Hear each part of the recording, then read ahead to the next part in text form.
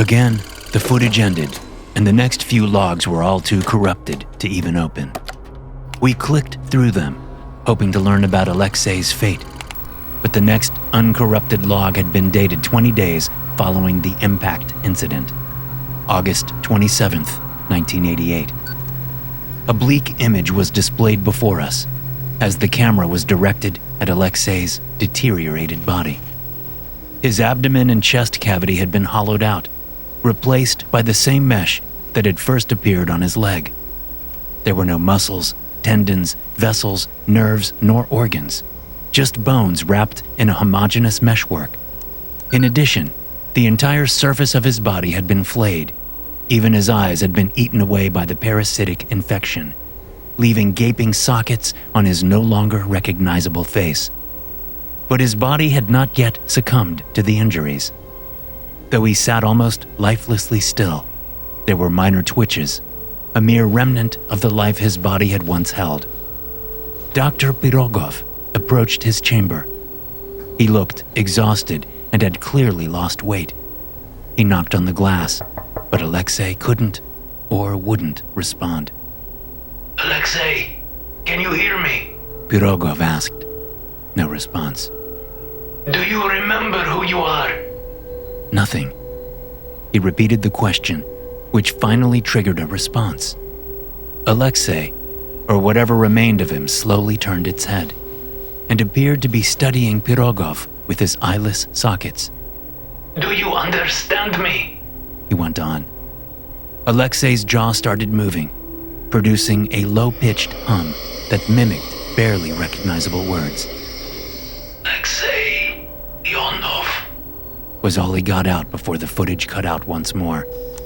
When the picture returned, hours had passed, and the chamber which had held Alexei appeared empty, except for the spacesuit still lying unmoved on the floor. A laboratory assistant walked by, and upon noticing the empty chamber, he immediately hit the alarm, marking the end of the log. Only one log remained, taking place 103 days following the impact event. We were met with a dark, quiet atmosphere, with only the emergency lights still providing dim illumination, similar to what we'd experienced upon first entering Belobog 2. Dr. Pirogov walked into frame. He was frazzled, a mere husk of his former self. He sat himself down in front of the camera and just stared ahead, with a mixture of terror and defeat present in his eyes. I thought we were safe. I thought we had quelled the infection. He began. But the pathogen is intelligent. It knew to wait, to lay dormant, until we thought we'd stopped it. We tried to save ourselves. Now they're all dead. An eerie, low-pitched hum could be heard in the background. I've confined the husks within this half of Belobog 2. The doors have been sealed, and I have destroyed the generators. I will attempt to detonate them using the shuttle's propulsion engines.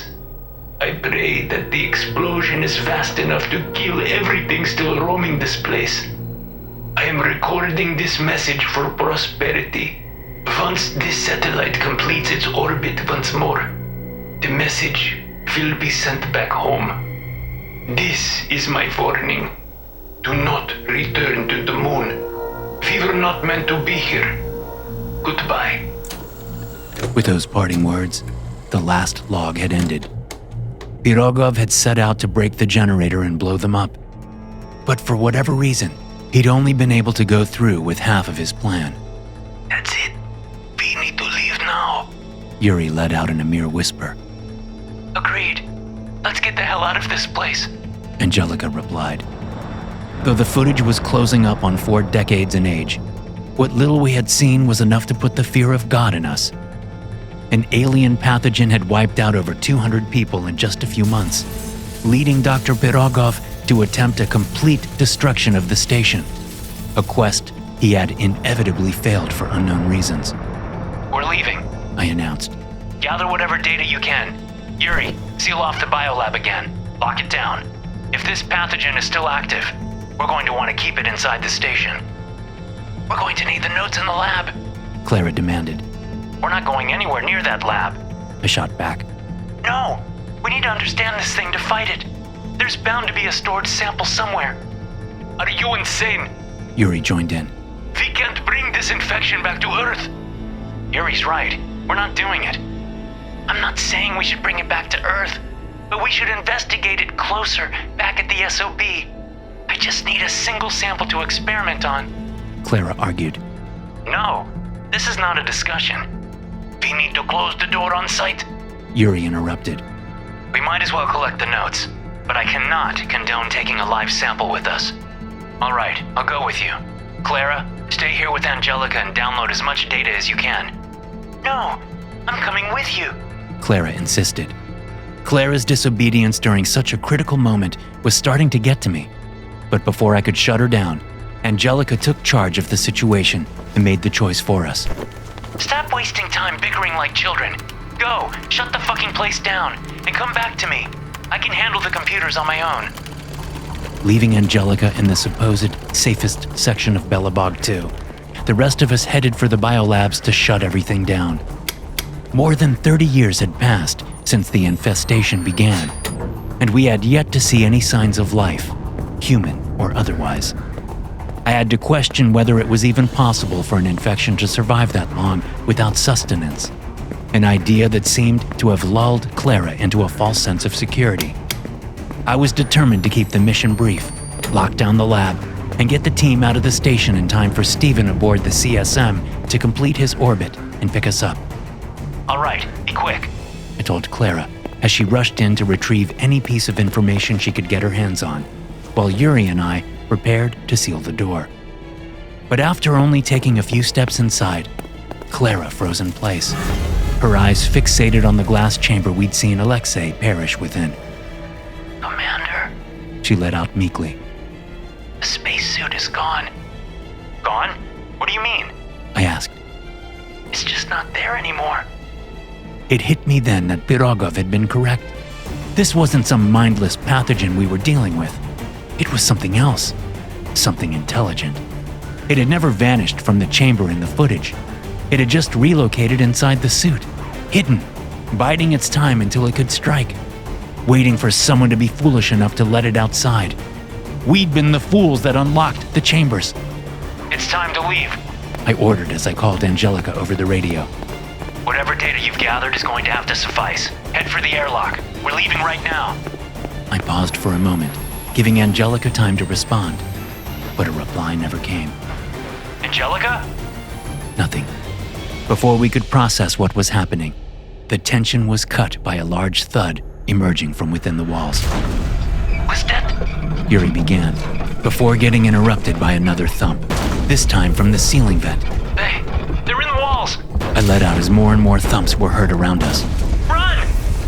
Rushing back to the security station, I kept trying to get in contact with the radio-silent Angelica. Once we reached her last known location, she was nowhere to be seen. A sliver of hope still remained that she had headed for the exit, but was suffering from a malfunctioning radio. The impulse to go searching for her remained, but we had to trust that she'd followed protocol and headed for the exit. With no time to lose, we ran for the airlock, constantly pursued by the ever-increasing number of loud thumps coming from within the ventilation system.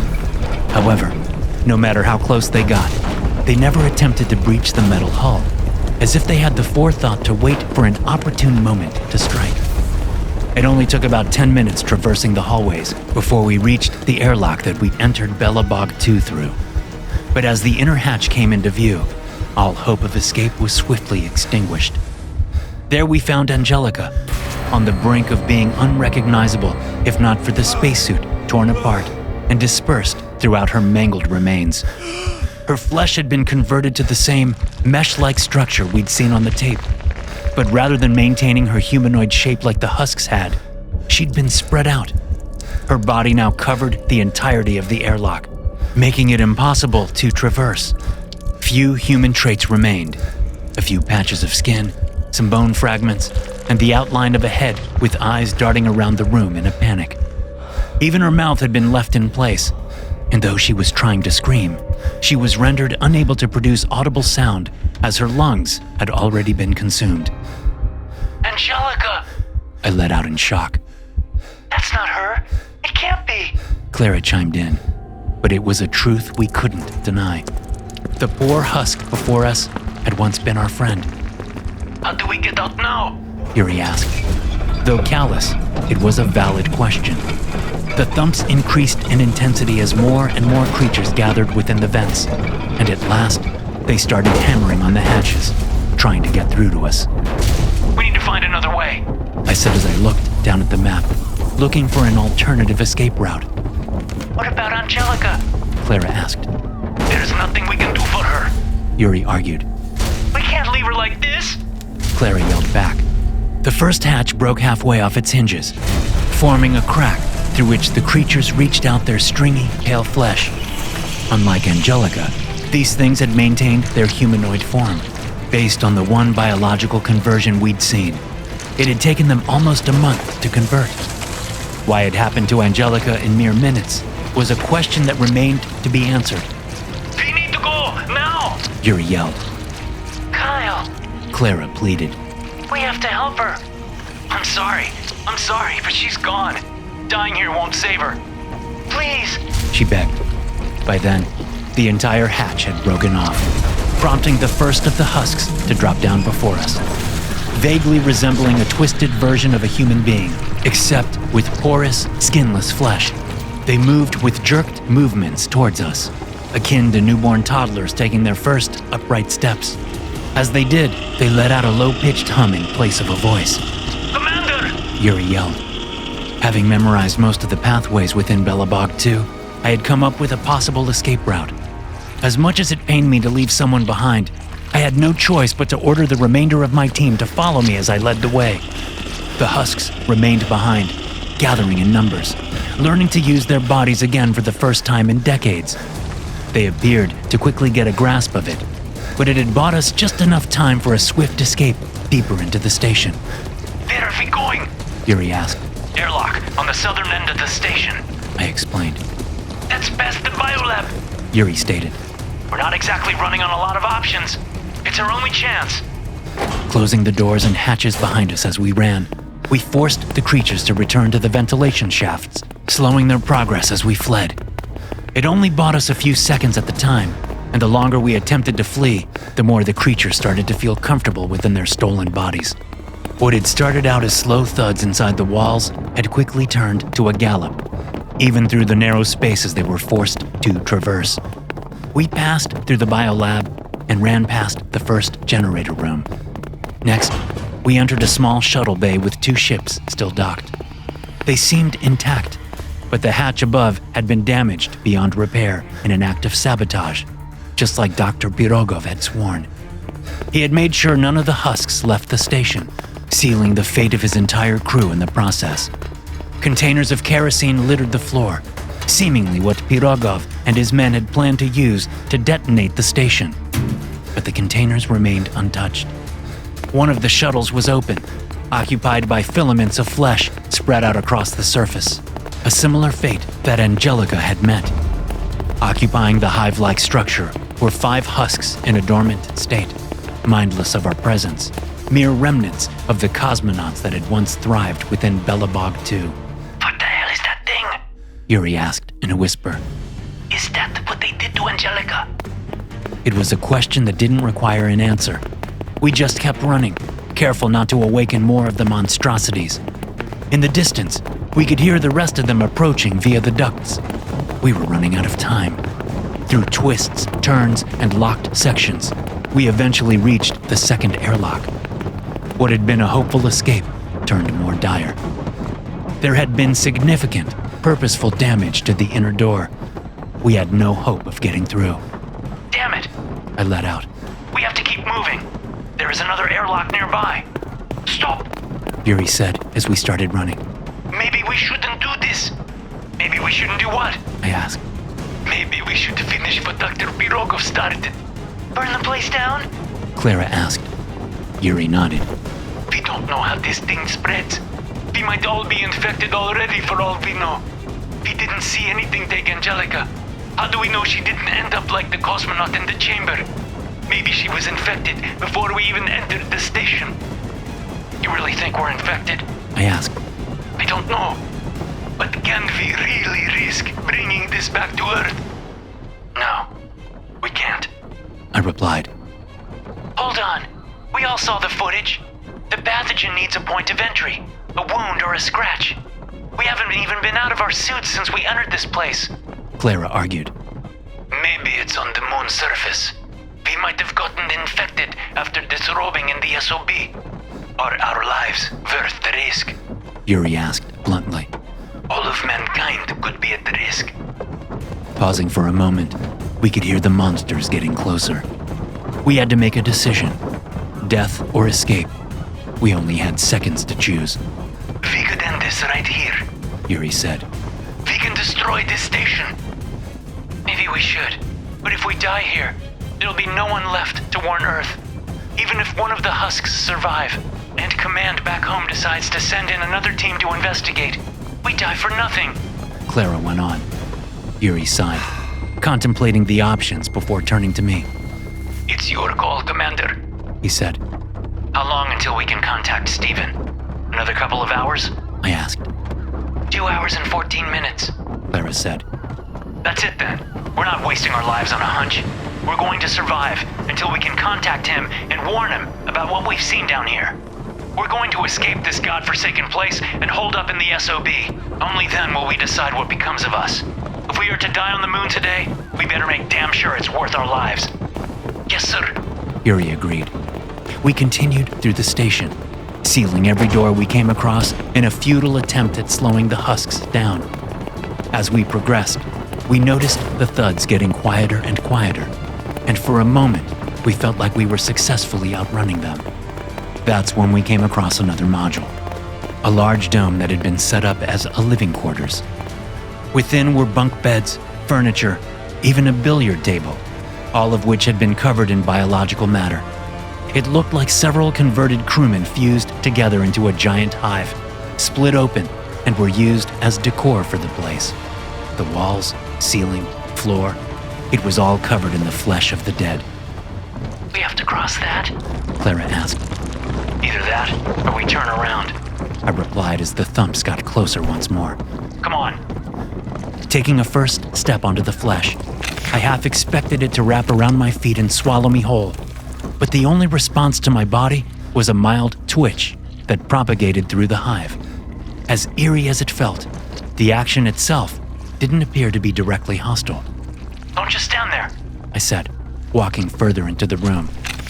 Dispersed in the flesh were old clothes and personal effects, ancient memories of the people that had once thrived here. They had known that building a settlement on the moon might cost them their lives, but I doubt any of them had been expecting their dead bodies to be used as spare parts for an extraterrestrial infection. Please, God, don't let me end up like this. Yuri mumbled to himself. The hive twitched more violently as all three of us stood on its mass. And what I had previously thought to be indiscriminate reactions to our presence turned out to serve a horrific purpose. The impulses propagated to specific structures protruding out from the ground. Within them, human larynxes, vocal cords, and tracheas had been integrated, with air-filled pouches attached to the end. Once the signals reached them, they let out distraught, human-like wails, loud enough to shatter glass and rupture our eardrums. I instinctively put my hands to my ears, forgetting that the spacesuit's helmet stood in the way. But the screech was not a form of an attack, but rather a biological alarm system meant to awaken any hibernating husks. They called back with a low-pitched hum, followed by a rapid stampede coming in our direction from all sides. Run! I yelled as we sprinted through the living quarters into another set of narrow hallways. Turning another corner, we dove into a massive dome containing what appeared to be an experimental vehicle and weapons facility. Most was just inert garbage that hadn't even been fully constructed. Is there anything here we can use? Clara asked. Look for any standard weapons you know how to use. Yuri said. But the station appeared to lack standard projectile weapons, holding only experimental, bizarre-looking equipment that we could risk operating. They had to make this complicated. Yuri said, annoyed. People think guns don't work in space, but every modern projectile has its own oxidizing agent. You could use a good old Soviet AK-47, but no, they only left behind this experimental crap. Only one unlocked closet held weapons we could comprehend. It was a bunch of staffs that resembled prodding sticks, simple enough to operate, even with zero training. Without time to look through all the weapons, and wanting something we could at least swing at the assailants, we each picked up one. We tested the button, which emitted a powerful electric spark produced from its distal end. It's better than nothing, but I still vote for running, I said. We headed for the far side exit on the other end of the dome, with the next and final possible airlock only a short distance ahead. But no sooner had we set foot within the next set of hallways than we were met with half a dozen husks coming from the opposite direction, effectively cutting us off. Even with weapons in hand, it was a fight we couldn't win, so we retreated back into the facility, knowing there was only one alternative path, one taking us to a secondary shuttle bay. This way! I ordered as I let Clara take the lead. Yuri trailed just behind us, trying to get a better grasp of how his weapon worked. Move it, Yuri! I followed Clara into the hallway and waited for Yuri to join us. But as soon as he set foot inside, the hatch from the overhanging ventilation shaft came plummeting down alongside a husk that landed directly on top of Yuri, sending him crashing down.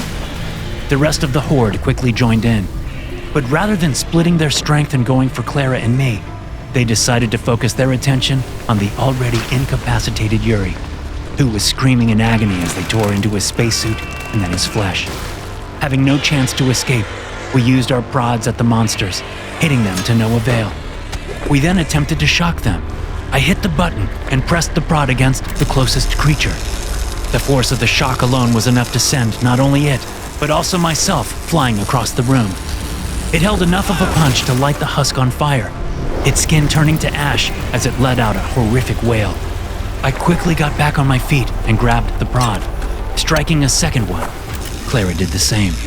Our unexpected attack was enough to redirect their attention to us, letting Yuri crawl to safety. Igniting two more of them, we were able to push them out of the hallway and seal the door between us. The smoke produced by the burning husks had activated the fire suppression system in the weapon testing facility, which began sucking all the oxygen, sealing each connecting door in the process. Our hallway had been spared just enough to leave an intact, albeit weak atmosphere with some oxygen. I just stood there, staring through the glass door in anticipation, waiting for the creatures to asphyxiate. But even as all the oxygen was removed, they kept moving, trying to break through to us.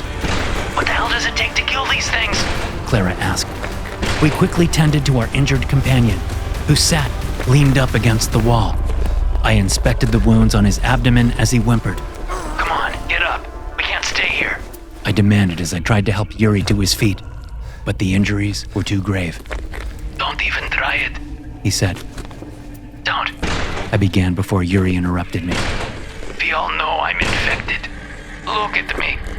We can't leave you here. I argued as I removed his broken helmet. Though we were in a pressurized section of the station, the atmosphere was too thin to sustain life. Even if the wound didn't kill Yuri, he'd slowly suffocate. It's not like I want to die here in this hellscape, but I know what the alternative is. Don't let me turn into one of those things. Though he didn't say it out loud, I knew what Yuri was hinting at. He can't. Clara let out in a meek whisper. It has to be you, Commander. Just make it quick. I'm sorry, was all I could think to say.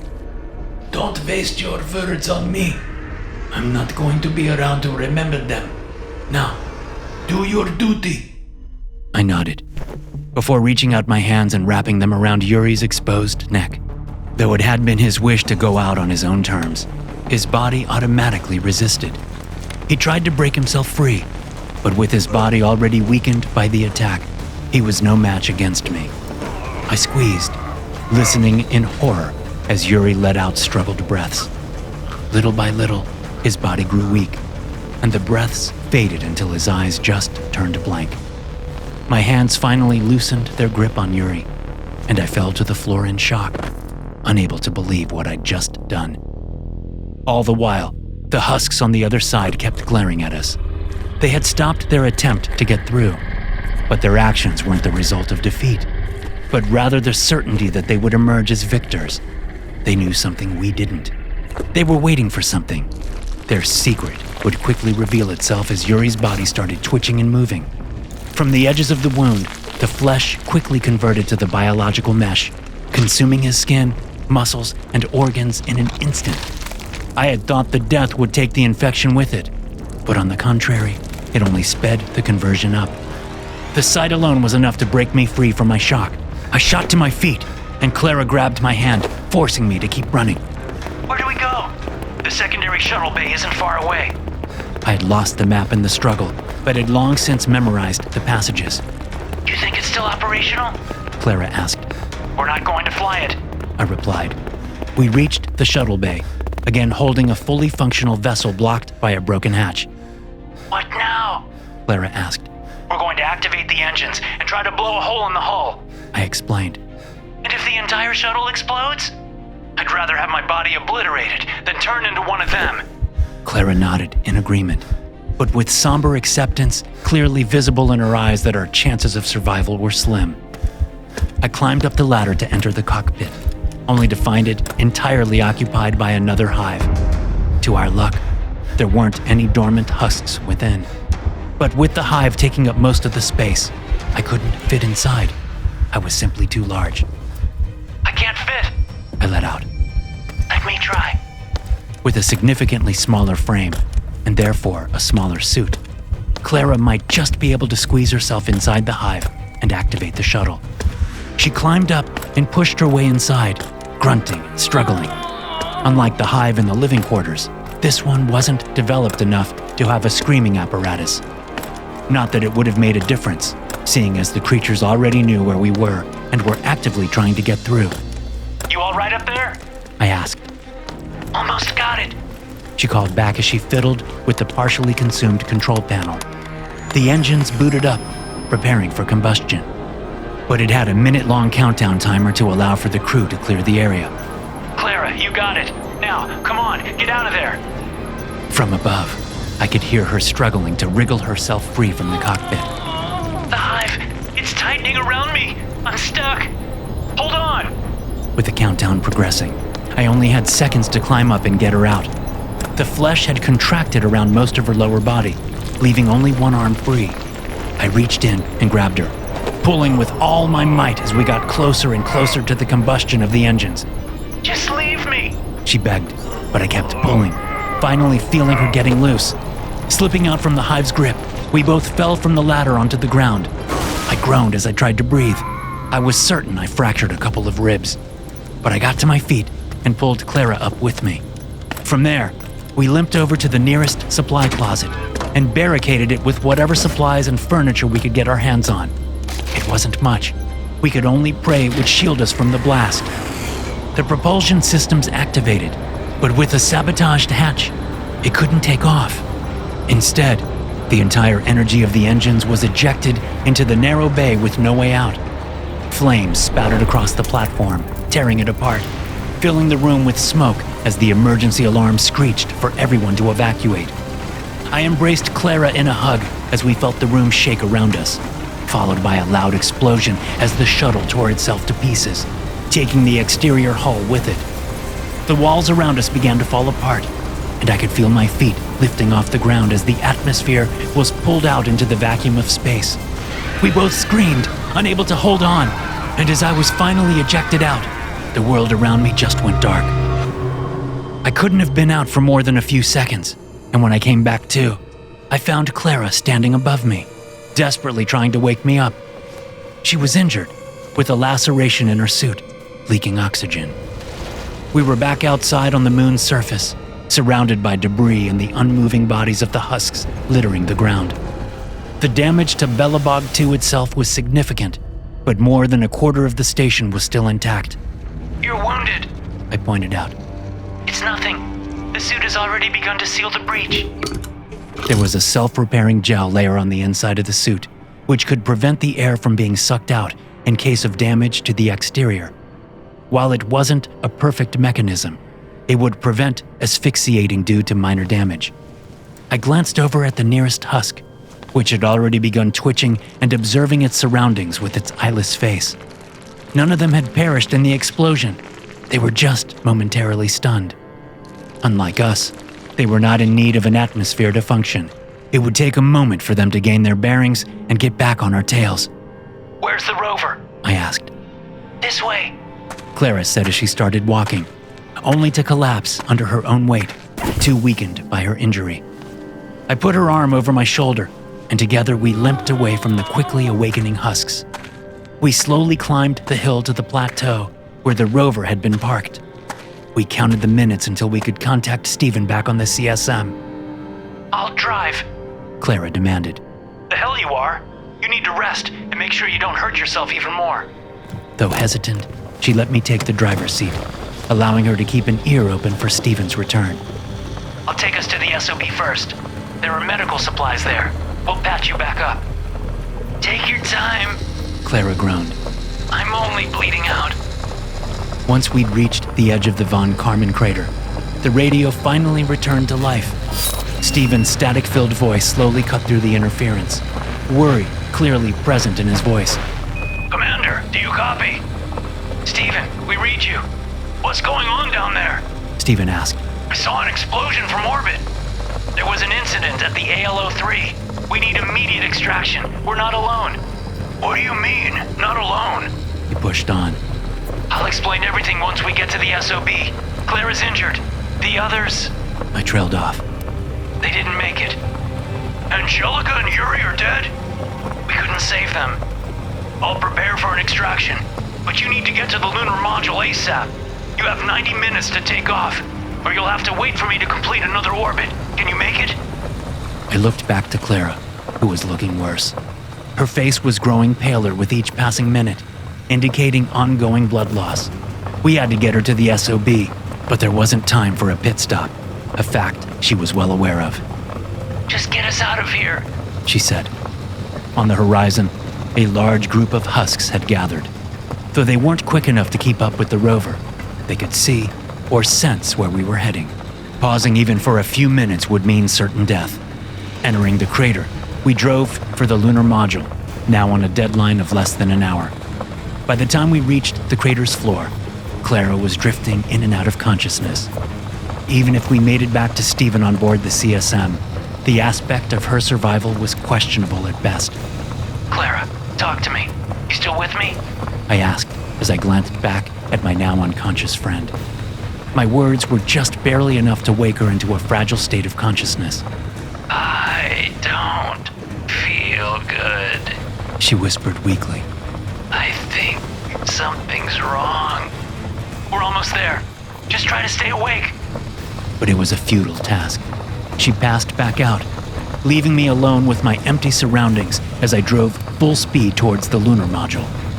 The minutes counted down, but if my calculations were correct, we'd reach the module with half an hour to spare, just enough time to take off while skipping the checklists.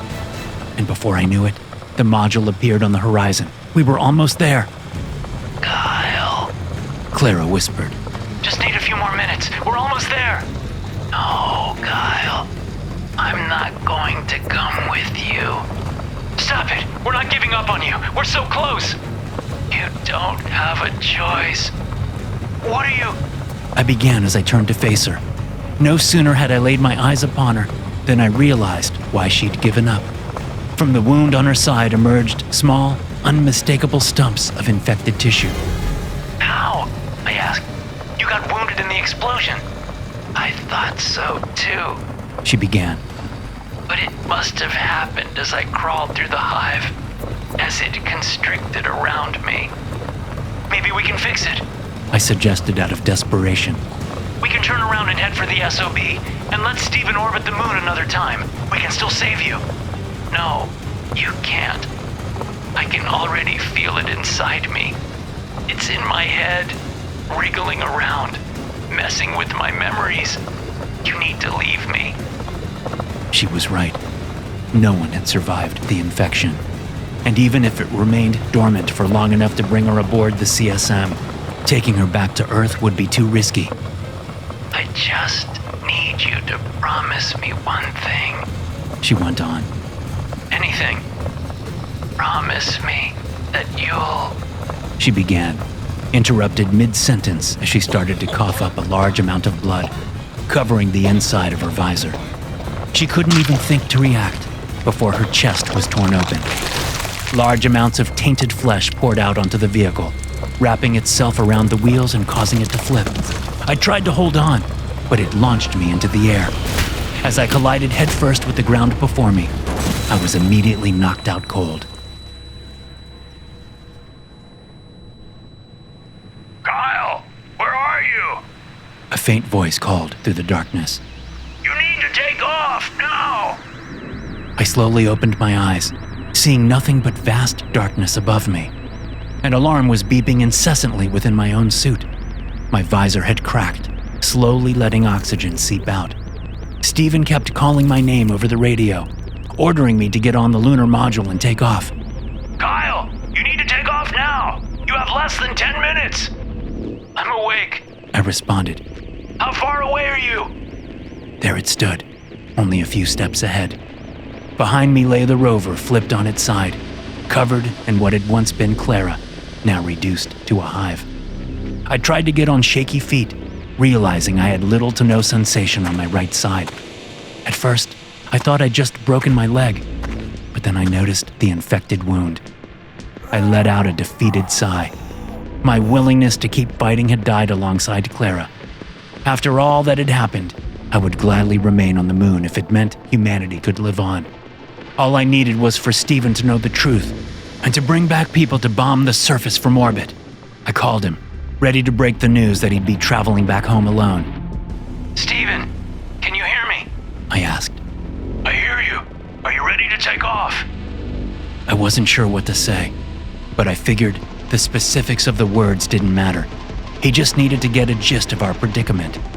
I prepared to speak, but no matter how hard I tried to form any sort of coherent warning, I couldn't physically bring myself to utter the words. Any attempt was simply met with a splitting headache, leaving me dazed. Commander? Steven asked. Then I finally spoke. I'm taking off in a minute. Get ready to guide my path. I ordered against my own wishes. And Clara, is she all right? Steven asked. She's unconscious, but she'll be fine. I lied. Get her home safe, Commander. With that involuntary lie, I entered the lunar module and prepared for takeoff. I struggled against it, looking for any way to sabotage the craft, but my body was no longer mine to command. Any action I took against the will of the infection was met with an immediate shutdown. I entered the commands, and the lunar module lifted off from the ground. Whatever monstrosity had been let into my body was now fully in control. I could only watch on in horror as it steered us towards the CSM, which we would reach in a matter of hours. So, I sat myself down, unable to protest. I could only pray that something malfunctioned on the way, taking me out before we reached our ride home. Chances were slim, and as soon as we were received by the CSM, Steven would be the infection's next victim. I hoped they put us into quarantine back home, but this infection is intelligent. It knows how to lay dormant, striking only at the perfect moment. I might appear healthy, convincing the crew on the ground that I'm myself. I can only pray that they notice that Commander Kyle Hastings died on the moon, and that whatever husk makes it back to Earth isn't even human. Thanks for listening. If you enjoy these stories, be sure to subscribe to the podcast and check out some more of my episodes here.